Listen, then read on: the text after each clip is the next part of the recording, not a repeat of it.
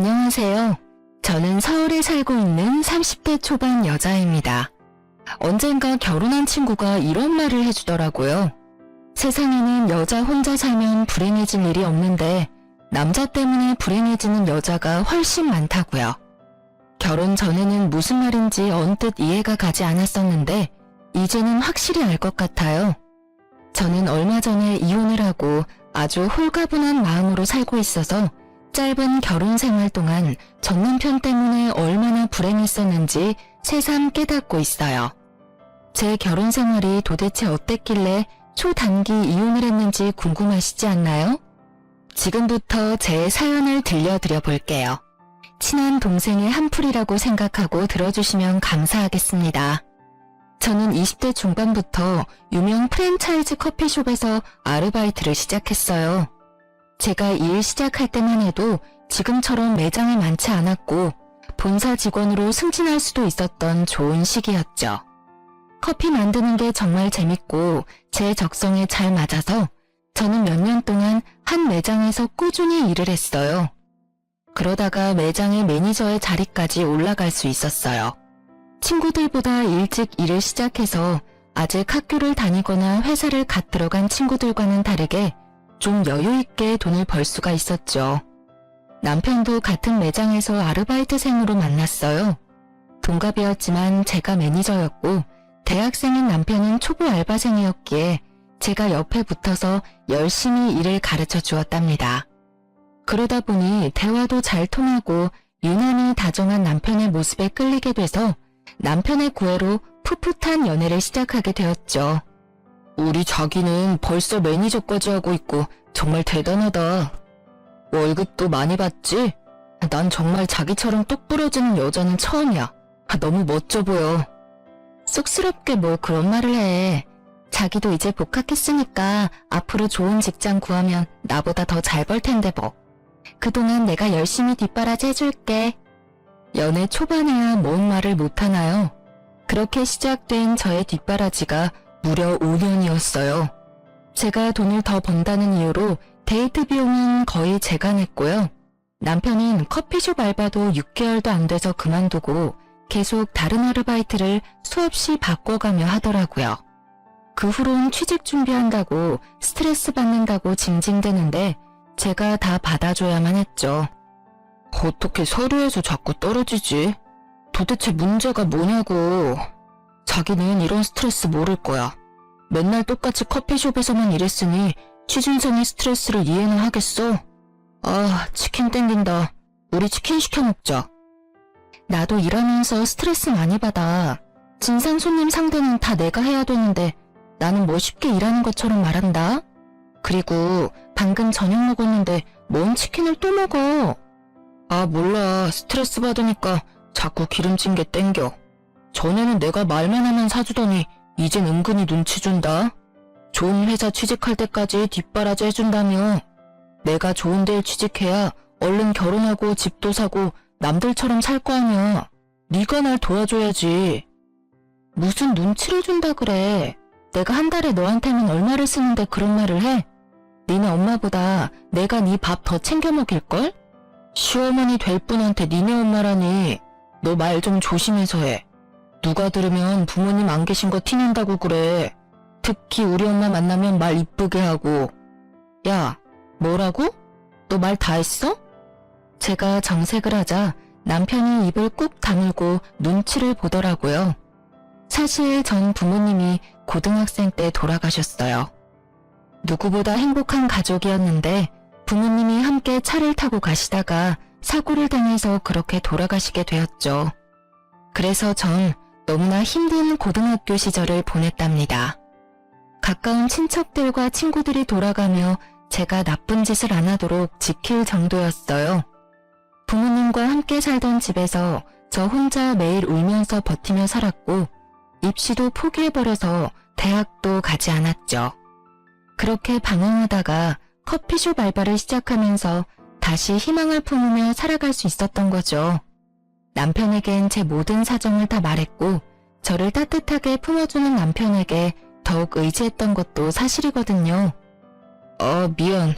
내가 말 실수했어. 난 그런 뜻이 아니고 우리 엄마가 혹시나 그렇게 생각할 수도 있으니까 말을 좀 가려서 하면 좋겠다는 뜻이었어. 야, 그래도 넌 혼자 서울 금싸라기 동네에 30평대 아파트 살잖아. 거기다 매달 월급도 많이 받고. 난 네가 부럽다. 너는 서울에 있는 아파트랑 네 부모님 선택하라면 아파트 선택할래? 할 말이 있고 못할 말이 있는 거지. 부모님 잃은 건 그 어떤 거로도 보상이 안 되는 거야. 난 우리 엄마 아빠만 살아올 수 있으면 거지가 돼도 상관없고 내가 어디 평생 아파도 상관없어. 네가 내 심정을 알아? 아, 미안해. 미안하다고.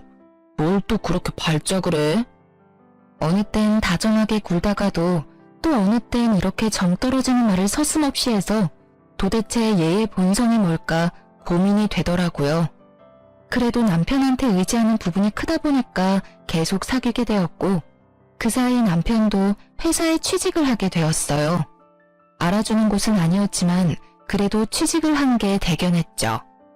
3년이 넘어도 취직을 못하고 공무원 할까 그러고 있길래 진짜 취직 못할 줄 알았거든요. 그러는 동안 벌써 만난 지 7년이 다 되어 가더라고요. 우리 벌써 만난 지가 이렇게 오래됐네. 이제 나도 취직했으니까 우리 결혼하자. 내가 행복하게 해줄게. 우리 부모님 먼저 만나 뵙자. 그동안 네가 싫다고 해서 한 번도 뵌 적 없잖아. 우리 엄마 은근히 서운해했어. 너 모아둔 돈은 얼마나 있는데? 결혼하는 게 애들 장난이야? 돈이 얼마나 많이 드는데. 돈이 뭐가 중요해? 앞으로의 미래를 보고 하는 거지. 돈 들 것도 없잖아. 내가 니네 집에 들어가서 살면 되는데. 네가 원하면 침대는 새로 하나 사던지. 뭐?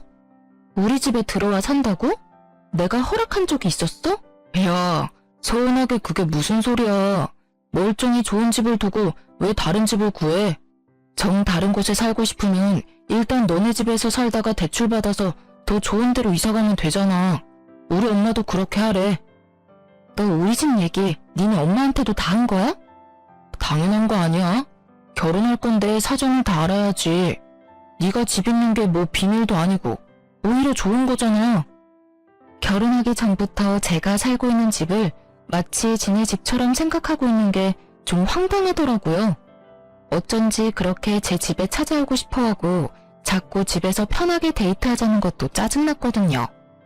왠지 제 집 때문에 저랑 이렇게 오래 만나고 또 결혼까지 하려고 그러는 게 아닌가 하는 마음이 들어서 찝찝한 마음은 감출 수가 없더라고요. 어쩌다 보니 남편에게 떠밀려 시부모를 처음 만나게 되었답니다. 남편의 집은 처음 가보게 됐는데 생각보단 좀 더 열악해서 놀랐어요. 서울에서도 가장 못 사는 동네에 있는 허름한 빌라에 살더라고요. 그래서 그렇게 남편이 제 집에 와서 살고 싶어 했었나 봐요. 사귄 지가 그렇게 오래됐는데 어쩜 한번 찾아오지도 않니? 결혼 생각까지 있으면 보통 명절 때는 찾아와서 인사라도 해야 되는 거 아니니? 결혼할지 안 할지도 모르는데 벌써부터 명절에 찾아뵙는 건 좀 그렇죠. 서로 부담된다고 생각했기도 했고요. 요즘 애들은 어쩜 이렇게 말대답을 따박따박 하는지 원. 네가 아픔이 좀 있다더니 그래서 그런가 모난 부분이 있는 것 같아서 걱정이다. 우리 집안 사람이 되면 그렇게 행동하면 안 돼. 네? 모난 부분이요? 저 서비스직을 오래 했는데 여지껏 그런 말 들어본 적이 없는데요. 야야, 왜 또 그래? 어른이 말하면 그냥 들으면 되지. 봤지 엄마? 내가 말한 대로 아주 똑 부러지지? 이게 얘 장점이야. 이게 장점인지 소방 맞은 짓인지는 두고 봐야 알겠고 내가 경철이한테 들었는데 부모님이 안 계신다면서? 결혼식 준비는 누구랑 할 거니? 그래도 어른이 같이 해야 될 거 아니니? 결혼식은 그냥 작게 했으면 해요. 전 부를 사람도 별로 없고요. 사실 전 안 해도 상관없는데 어머님 생각은 다르실 수 있으니까요. 우리 경철이가 도둑장가 가는 것도 아니고 왜 결혼식을 안 해? 내가 그동안 다니면서 뿌린 축의금이 얼만데. 네가 잘 모르겠으면 내가 알아서 준비할 테니까 그렇게 알아라. 그리고 신혼집은 경철이한테 들었는데 네가 지금 사는 집에서 살기로 했다며? 네, 일단 너무 바빠서 집을 따로 구할 시간도 없고요. 어차피 결혼해도 크게 달라질 것도 없으니까 경철 씨만 들어와서 살면 될 것 같아요. 듣자 하니까 아파트가 35평이라며? 방이 몇 개야? 방은 3개예요. 그래? 그럼 딱이네. 집도 넓은데 우리가 같이 들어가서 살면 어떠니? 그래도 방 하나 남네. 그건 나중에 손주 태어나면 우리 손주방 하면 되고. 아무리 제가 부모님이 없어도 시부모가 제 부모님이 남겨주신 집에 들어와서 산다는 건 말이 안 되는 거 아닌가요? 이 사람들은 제가 얼마나 만만하면 이런 말을 내뱉는지, 시모의 말을 들으면서도 똑바로 들은 게 맞는지 정말 믿어지지가 않을 정도였어요. 남편과 시부는 이미 서로 말을 맞춘 듯 했어요. 가만히 제 입이 떨어지기를 기다리고 있더라고요. 아, 그건 좀 안 될 것 같은데요. 제 부모님이랑 같이 살면서 추억이 많은 집이라서, 그래서 사실 경철 씨와 같이 사는 것도 좀 망설여졌거든요. 아니 뭐 우리가 같이 살면 더러워지기라도 한단 말이야? 우리가 새로운 가족인데 새 가족이랑 새 인생 시작한다고 생각하면 되지. 아무래도 그건 안 될 것 같아요. 죄송해요. 대신 신혼집 근처 작은 평수 아파트로 이사하시는 건 어때요? 제가 보증금이랑 월세는 부담할게요. 뭐? 우리 보고 지금 월세를 살라는 말이냐? 여기도 월세라고 들었는데 아닌가요? 작은 아파트여도 여기 월세 3배는 해요. 시모는 괜히 헛기침을 하고는 얼굴이 벌개져서 입을 꾹 다물어 버리더라고요. 시모는 제가 월세로 살고 있는 걸 모른다고 생각했나 봐요. 자기 아들이 팔푼이라서 할 말 못할 말 다 하고 다니는 건 몰랐나 봐요. 그때는 순수해서 그러는 거라고 이해하려고 애썼는데 지금 생각해보면 진짜 팔푼이 맞았네요. 그때 왜 아파트로 이사시켜준다는 말을 했는지 바보 같고 순박했던 제 자신에게 지금도 화가 나네요. 그때 당시에는 사랑하는 남자 집이 너무 허름하고 벽지도 누렇고 그런 모습을 보는 게 가슴이 아팠나 봐요. 저는 결혼식 전에 약속대로 시부모를 제 집 근처 동네 소형 아파트로 이사시켜줬어요. 3천만 원의 보증금까지 내줬고 매월 월세도 제가 부담했죠. 그것뿐인가요? 결혼식에 제 쪽으로 들어온 축의금으로 시부모 집에 새로 가전과 가구까지 싹 해줬어요. 결혼하는 새 신부는 전데 오히려 시모가 새 신부 대접 제대로 받았네요. 정작 저는 제가 살던 가전과 가구 그대로 살았고 남편은 몸만 들어왔으니까요. 게다가 시모가 결혼식 날 자기 친구들한테 며느리가 집 해주는 사람 봤냐면서 얼마나 자랑을 해대던지 부끄러우면서도 어깨가 으쓱하긴 했었네요. 그렇게 신혼생활을 시작했고 제가 아파트로 옮겨준 게 마음에 들었었는지 시모도 한동안은 저에게 참 잘 대해주더라고요. 그래서 진짜 새 가족이 생겼다는 마음도 들었었죠. 남편도 회사에 적응해서 무난하게 다니고 서로 퇴근 시간 공유해서 저녁밥 만들어 먹고 혼자 살다 둘이 사는 재미도 있더라고요. 남편놈과의 결혼 생활은 그때가 가장 좋았던 것 같네요. 그리고 몇 달 지나지 않아 본색이 슬슬 드러나기 시작했거든요. 네가 우리 부모님 집 월세 내주는 게 고마우면서도 좀 부담되고 그렇네. 얼만지 말을 안 해서 지금까지 모르고 있었는데 생각난 김에 한번 찾아봤더니 월세가 좀 세더라. 괜찮아. 내가 내준다고 약속한 거니까 당분간 내가 낼게. 근데 우리 아기도 생기고 그러면 당신 월급에서도 절반은 부담해야 돼? 그땐 뭐 자기 월급도 좀 오르겠지. 아니 그래서 말인데 지금부터 그 돈을 저축하면 우리가 돈을 얼마나 많이 모을 수가 있겠어? 쓸데없는 월세가 줄줄 샌다고 생각하니까 너무 아까워서 그래. 왜 아까워? 네 돈도 아니고 내 돈인데. 거기다 자기 부모님이 사시는 건데 그 돈이 아까워? 아니 그 말이 아니고 여기 방이 2개나 남아돌고 우리만 살기도 너무 넓잖아. 사는 게 좀 복작복작해야지. 우리 부모님도 같이 사는 게 어때? 같이 살면 정도 더 많이 들고 진짜 가족이 되는 거지. 너 아직도 우리 부모님 서먹하잖아. 그 얘기는 이미 끝난 거 아니었어? 일 끝나고 오면 편하게 쉬어야 되는데 시부모랑 살면 내 집에서 편할 수가 있겠어? 절대 안 돼. 다신 얘기 꺼내지도 마. 이놈의 시모와 제대로 작당을 한 건지 바로 다음 날에 시모가 전화가 오더라고요. 너 어제 또 경철이 잡았니? 내가 경철이한테 말 전하라고 했다. 아무리 생각해봐도 그 큰 집에서 같이 살면 되는데 뭐하러 생돈을 낭비하니? 내가 같이 살면 니네 밥도 해주고 살림도 해줄 텐데 네가 편하면 더 편하지 도대체 불편할 게 뭐니? 저희는 집에 거의 없어서 청소하고 할 것도 없어요. 청소도 로봇 청소기 돌리면 되고요. 요리도 간단하게만 해서 별로 치울 것도 없어요. 아니 뭐라고?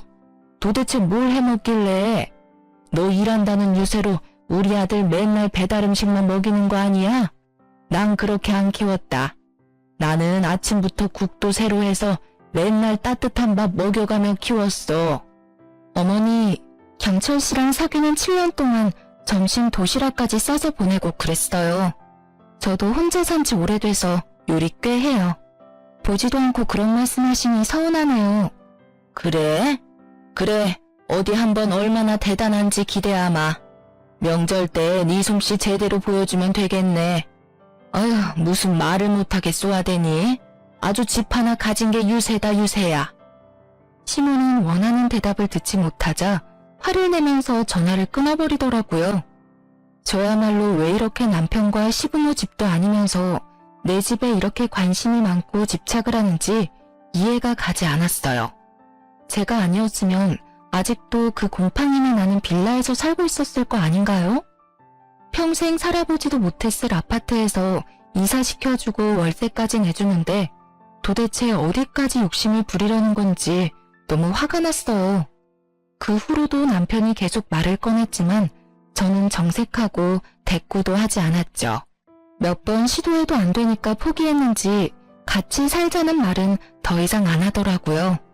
저는 남편 놈이나 시모한테도 너무 질려버려서 당연 시댁도 찾아가지 않았고 그렇게 또 몇 달의 시간이 지나갔죠. 그러다가 또 다른 일이 터지고 말았어요. 제가 퇴근하고 집에 들어왔는데 남편이 씩씩대며 저를 노려보고 있더라고요. 그러더니 서류 봉투 하나를 저한테 팍 던지는 게 아니겠어요? 저는 영문을 몰라 서류 봉투 안을 들여다보았어요. 이건 또 어디서 찾았어? 야, 우리가 진짜 부부고 가족이냐? 나한테 또 속이는 거 있어? 너는 그러고도 나무래야. 어떻게 지금까지 감쪽같이 속여? 너 진짜 무서운 애다. 아니, 말은 정확하게 해야지. 이게 왜 속인 거야? 이게 우리 재산도 아니고 너랑은 전혀 상관이 없는 건데 내가 너한테 다 말해야 돼? 당연하지. 부부인데 당연히 모든 걸 말해야지. 내가 이거 안 찾았으면 너 평생을 비밀로 했겠네? 와, 진짜 정 떨어진다. 아니, 그건 우리가 결혼하기 전에 내가 물려받은 아파트인데 왜 너한테 말해야 되냐고. 네 집이 아닌데.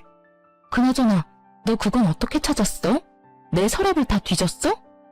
내 물건 좀 찾으려고 살펴보다가 우연히 봤다. 네 아파트라고? 야, 우리가 부부인데 우리 공동 재산이지. 넌 아파트가 두 채나 있으면서 우리 부모님은 월세를 살게 하냐? 진짜 니네 부모님이면 네가 그랬겠어? 시부모를 남으로 생각하니까 그렇게 행동한 거지. 진짜 너무하네.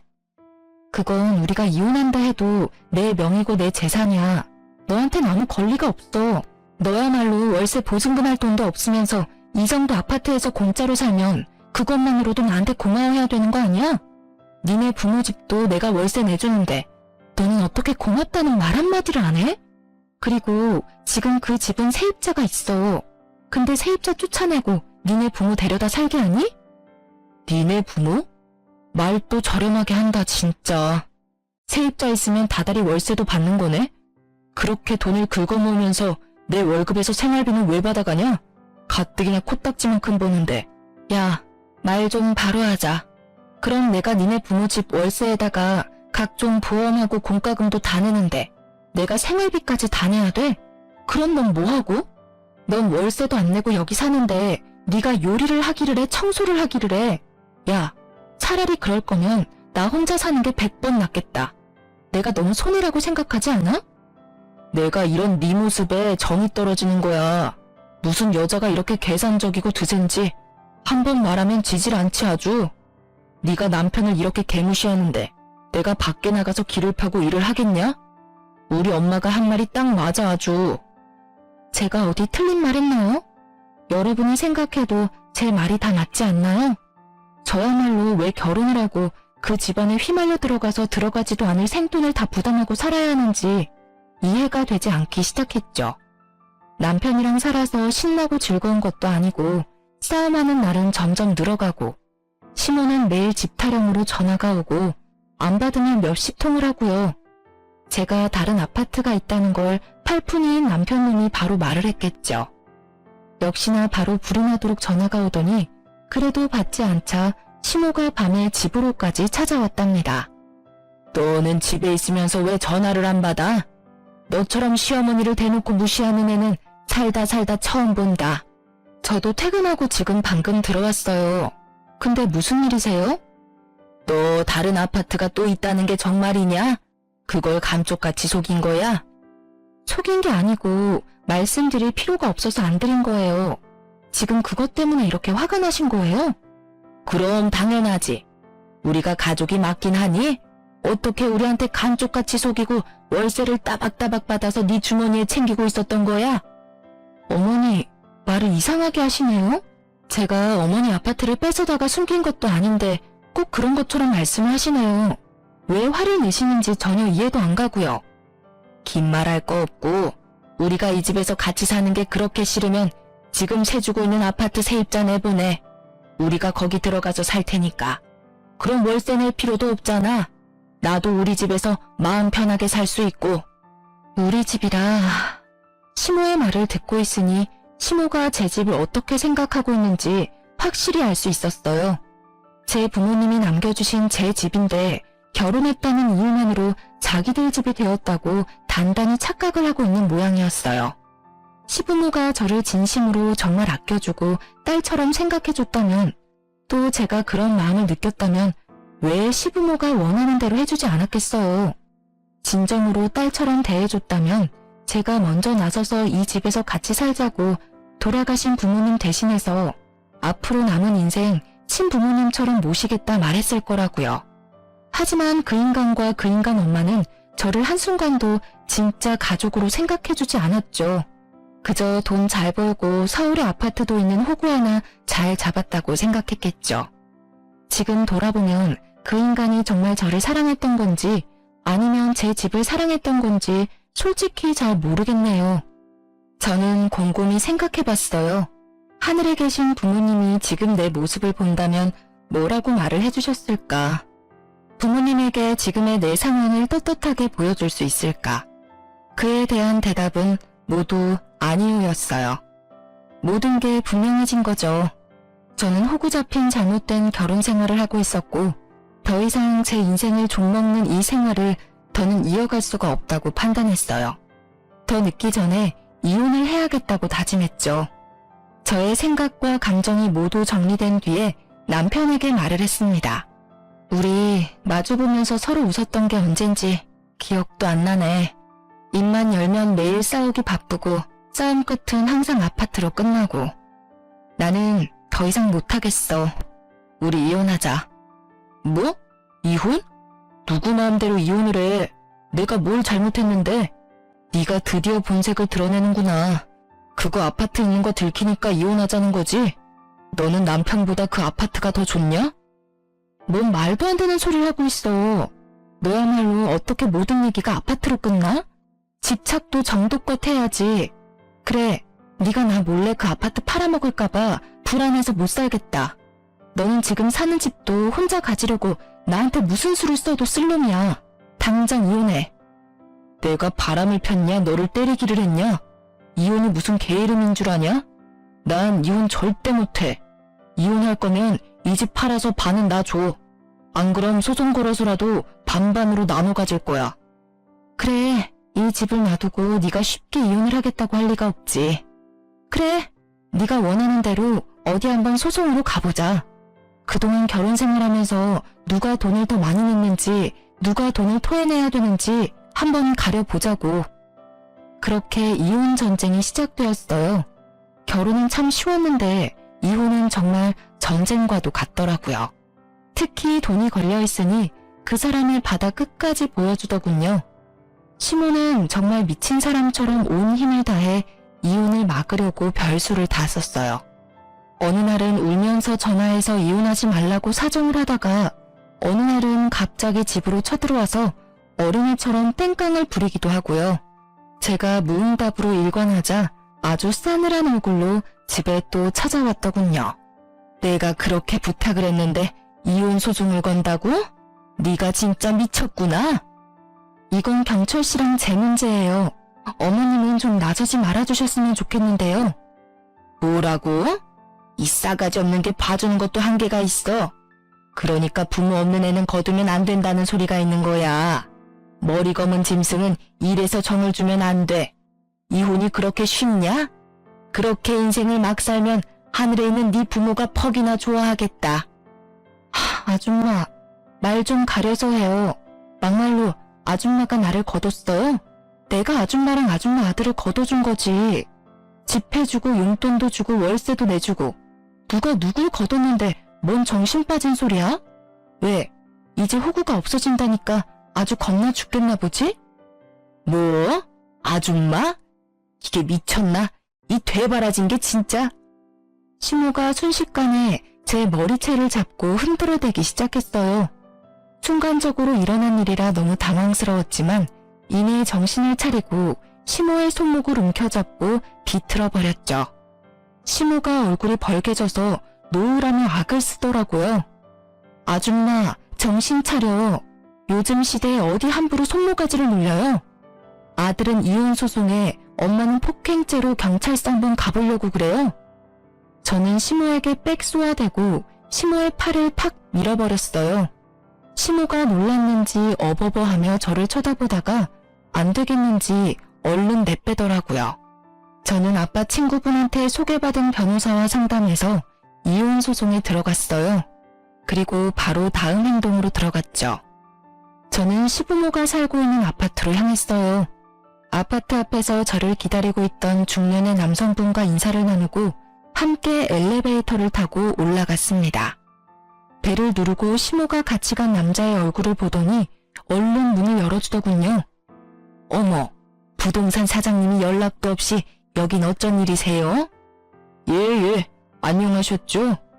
시모는 부동산 사장님 옆에 서 있는 저를 발견하고는 흠칫 놀라더라고요. 아니, 얘는 여기 왜 있어? 둘이 같이 온 거예요? 저는 아무 말도 하지 않고 집 안으로 불쑥 들어갔어요. 그 뒤를 이어 부동산 사장님이 들어오고 시모도 얼떨떨한 얼굴로 들어와 문을 닫더군요. 제가 어머님 말씀을 너무 안 들은 것 같아서 이제라도 어머님 말씀을 좀 들으려고요. 어머님이 그러셨죠? 제가 세주고 있는 세입자 내쫓으라고요. 응? 그래, 그랬지. 네가 웬일이냐 내 말을 듣고. 그래서 그 세입자 내쫓고 우리가 거기서 살면 되는 거냐? 이혼은 안 하기로 경철이랑 말이 잘 된 거야? 제 말에 시모가 화색이 돌아 신나게 떠들기 시작했죠. 그동안 세입자한테 너무 친절하게 대해줬는지 주제를 모르더라고요. 이번 기회에 확실하게 지 자리가 어딘지 좀 알게 해주려고요. 당장 집 빼고 나가요. 지금 이혼 소송 중이고 어차피 이혼은 정해진 거니까 그만 질척대고 내 집에서 꺼지라고요. 아니, 그게 무슨 말이야? 이 집을 나가라는 소리야? 네가 뭔데, 네가 무슨 권리로 그딴 말을 해? 이깟 월세 좀 내주고 있다고 유세 떠냐? 네가 안 내면 우리 경철이가 계속 내주고 살면 되는 건데 네가 뭔데 나가라 말아야 건방지게? 아줌마, 진짜 말 못 알아듣네요? 여기가 내 집이라고. 그쪽 아들이랑 아줌마가 그렇게 침 흘리던 월세 주는 아파트가 바로 여기라고요. 그쪽이 내 세입자라고. 그니까 오늘 당장 나가요. 어차피 이 가전이랑 가구들도 다 내 돈으로 사준 거니까 몸만 나가면 되겠네. 시모는 제 말이 믿기지가 않는지 고개를 계속 저으며 현실을 부정하더라고요. 저는 더 이상 말도 섞기 싫어서 부동산 사장님에게 모든 걸 맡기고 자리를 떠나려고 했어요. 그때 돌아서는 제 종아리를 심호가 낚아채고는 질질 매달리는 게 아니겠어요. 세아가, 우리 며느리야. 내가 그동안 섭섭하게 한 게 있다면 모두 사과하마. 내가 다 잘못했어. 우리 경철이는 아무 잘못도 없어. 다 내가 시키는 대로 너한테 말만 전한 거야. 앞으로는 네 아파트엔 숟가락 하나 걸칠 생각도 안 하고 쥐 죽은 듯이 살게. 대신 여기에만 계속 살게 해주면 안 되겠니? 여기서 나가면 우리가 또 어디로 가겠니? 역시 숟가락 걸칠 생각을 하고 있었나 보네. 어디긴 어디예요. 이런 데서 살 능력 없으면 예전에 살던 그 곰팡이 핀 투룸으로 다시 돌아가야지. 그러게 욕심 좀 정도껏 부렸어야지. 아줌마 말대로 내가 이 집 아줌마한테 안 주고 다른 사람한테 세줬으면 지금까지 모은 돈이 얼마였겠어요? 내가 계속 참아주니까 진짜 허구 하나 제대로 문 것 같았어요? 이거 놔요. 저는 심호의 손을 팍 쳐버리고 아파트를 나와버렸답니다. 엘리베이터를 기다리는데 악을 쓰며 우는 심호의 마지막 발악 소리가 들리더라고요. 집으로 돌아간 저는 다음 행동을 개시했죠. 저는 남편의 짐을 모조리 싸서 현관 앞에다 싸놨답니다. 사실 짐이라고 할 것도 별로 없고 옷이랑 신발 정도였죠. 거의 다 제 돈으로 사서 입혔던지라 그냥 다 버려버리고 싶었지만 거지한테 적져내는 셈 치고 그냥 다 가지고 가라는 마음으로 박스에 다 처박았답니다. 그리고 현관 비밀번호도 바꿔버리고 남편이 찾아와서 문 열라고 소리 지르고 난리칠 게 뻔했기 때문에 저도 집을 나와버렸어요. 저야 뭐 이혼 소송이 진행될 동안 호텔에서 살아도 될 정도로 돈은 있거든요. 그놈에게 말은 안 했지만 돌아가신 아버지가 대기업 임원을 하셨기 때문에 집 말고도 아버지 고향의 땅도 꽤 있고 물려주신 주식이랑 현금도 꽤 되고요. 남편 놈에게 다 말하지 않은 게 얼마나 다행인지 몰라요. 분명히 저를 살살 꼬드겨서 주식이며 현금이며 야금야금 채갈 생각을 했을 게 뻔하니까요. 역시나 저녁에 집에 왔는지 전화가 불이 나도록 오더군요. 야, 너 어딨어? 당장 집으로 못 와? 내 짐 다 빼고 지금 뭐하는 짓인데? 포장도 받았으면서 딱 보면 몰라? 거긴 네가 10원 한 장 보탠 거 없는 내 집이잖아. 당장 네 짐 갖고 꺼지라는 소리야. 엄마가 울면서 전화 오셨어. 얼마나 우시는지 졸도하실 것 같아. 네가 그러고도 사람이야? 그 아파트가 진짜 네 거였어? 너 진짜 끝까지 사람을 갖고 노냐? 살라고 할 때는 언제고 이젠 꺼지라고? 웃기는 소리 하고 있네. 그럼 이혼하는 마당에 시부모님 제 집에서 사세요. 이러니? 내가 이혼 결심한 50%가 네 엄마 때문이야. 너랑 네 엄마 반반 책임이라고. 야, 피곤하다. 이제 그만 내 인생에서 좀 꺼져줘라. 너 그 긴 세월 추억이 얼마나 많고 사랑했는데 그걸 이렇게 망가뜨릴 수가 있냐? 고작 그 아파트 때문에? 우리 엄마도 너한테 미안하다고 하셨어. 너도 좀 진정하고 우리 만나서 대화로 좀 풀어보자. 어? 나 너 사랑해. 너 없으면 못 산다고. 내가 아니라 내가 가진 아파트를 사랑하는 거겠지. 결혼하니까 내가 가진 게 다 네 거 같고 그랬어? 밥 안 먹어도 배불렀겠어 그동안. 너나 네 엄마나 적당히만 욕심 부렸어도 내가 이렇게 정 떨어지진 않았을 거야. 황금알을 낳는 거위배를 병신처럼 가른 거야 네가. 앞으로 연락하지 마. 모든 연락은 변호사 통해서 할 거니까. 남편 놈이 제가 일하는 커피숍으로 찾아올 게 뻔했기에 일주일 정도는 휴가를 썼어요. 역시나 일주일 동안 매일 찾아왔었다고 직원이 말해주더라고요. 그 후부터는 일하다가 남편이 찾아오면 얼른 숨었고 직원들이 남편을 돌려보냈죠. 그렇게 몇 달 후 드디어 이혼 소송의 판결이 나왔고 당연히 제가 승소했죠. 남편은 아파트를 반반으로 나눠야 한다는 말도 안 되는 주장을 펼쳤지만 제가 결혼하기 전부터 가졌던 저의 재산이니 당연히 기각됐고요. 오히려 생활비며 공과금을 다 제가 냈기 때문에 남편한테 위자료를 받아낼 수 있었죠. 물론 8년을 매일 붙어있다가 헤어지면 혼자 살아갈 수 있을지, 허전하진 않을지 걱정도 되었는데요. 이혼이 확정되고 남편 놈이나 그놈 엄마한테서 드디어 놓아줬다는 생각을 하니 어찌나 홀가분하고 행복했는지 몰라요. 그동안 너무 지긋지긋했었는데 자유의 몸이 되니 그놈 얼굴도 희미해질 정도였죠. 그렇게 몇 달이 흐르고 저는 다시 결혼 전처럼 열심히 커피를 만들면서 저의 인생을 다시 찾아가고 있었죠.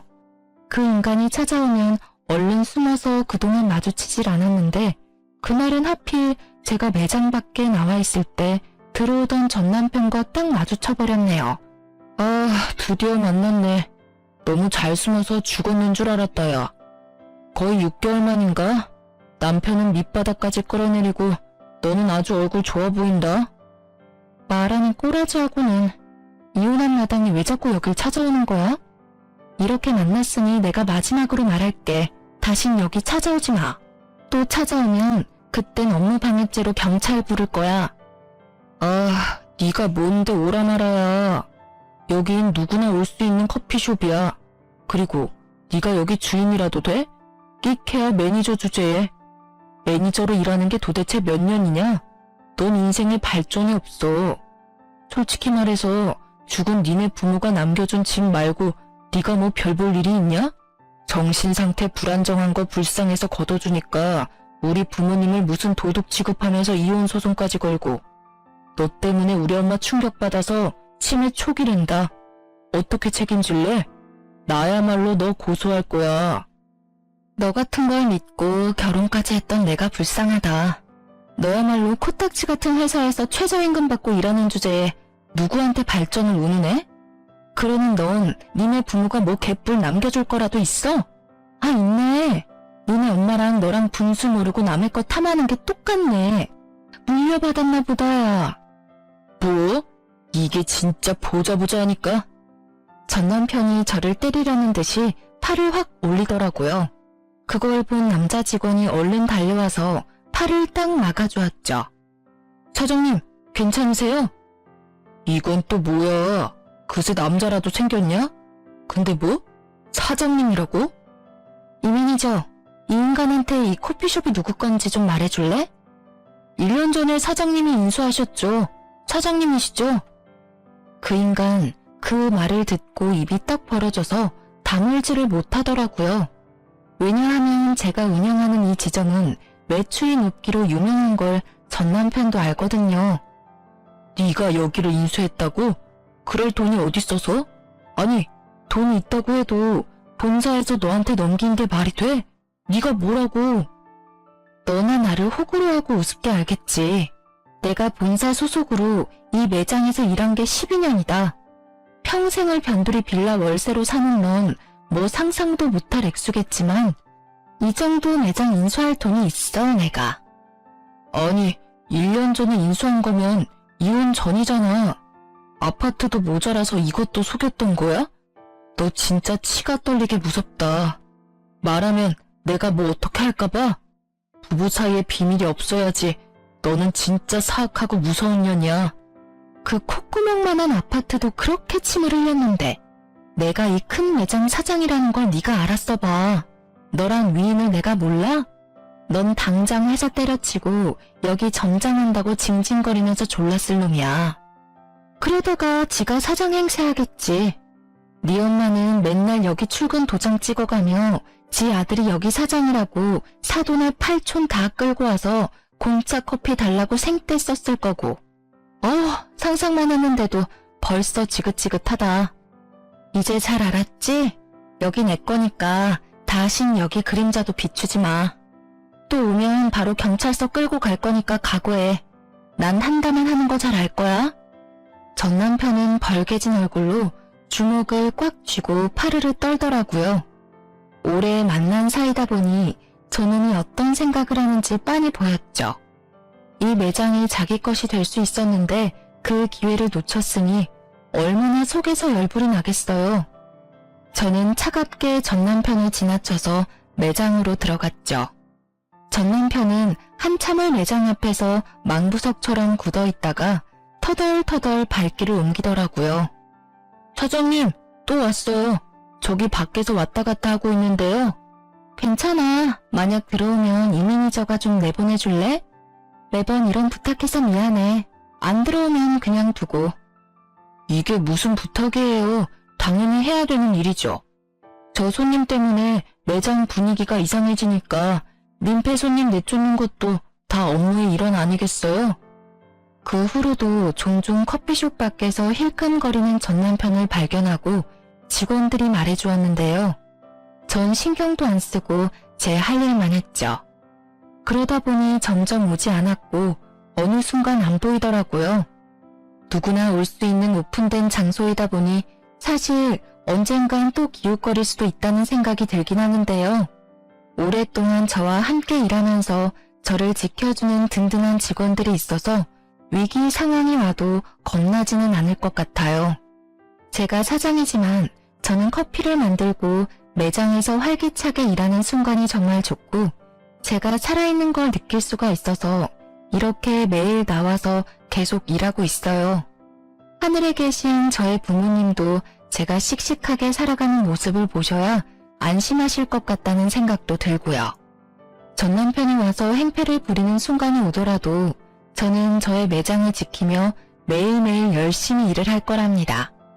세상에 혼자 남겨져서 저를 진심으로 아껴줄 가족을 만들고 싶었기에 전 남편과 그놈 부모에게 나름대로 최선을 다했어요. 부모님이 없다고 대학 못 갔다고 무시해서 마음의 상처를 입어도 괜찮은 척하며 바보처럼 헤헤거렸고요. 계속 그 집구석에서 벗어나지 못하고 살았다면 부모님이 남겨주신 재산도 다 뺏겼을 수도 있다고 생각하니 가슴이 철렁한데요. 사람을 너무 믿고 대책 없이 결혼을 결정한 건 정말 후회스럽지만 그래도 1년의 결혼 생활만 하고 단칼에 그 집구석을 끊어버린 건 정말 스스로도 대견하게 생각하고 있어요. 다시 혼자 남겨지는 게 두렵기도 했지만 부모님은 제가 행복하게 사는 걸 바라실 거라는 생각만을 하며 단호하게 끊어냈던 것 같아요. 당분간은 일만 하고 저 혼자서도 잘 사는 연습을 해보려고 해요. 혼자서도 잘 살아야 다른 누군가를 또 만나도 함께 잘 살 수 있으니까요. 제 사연 들어보셨는데 어떠셨나요? 여러분도 저도 혼자서도 당당한 인생 멋지게 살아가요. 제 이야기를 들어주셔서 감사합니다. 행복하세요.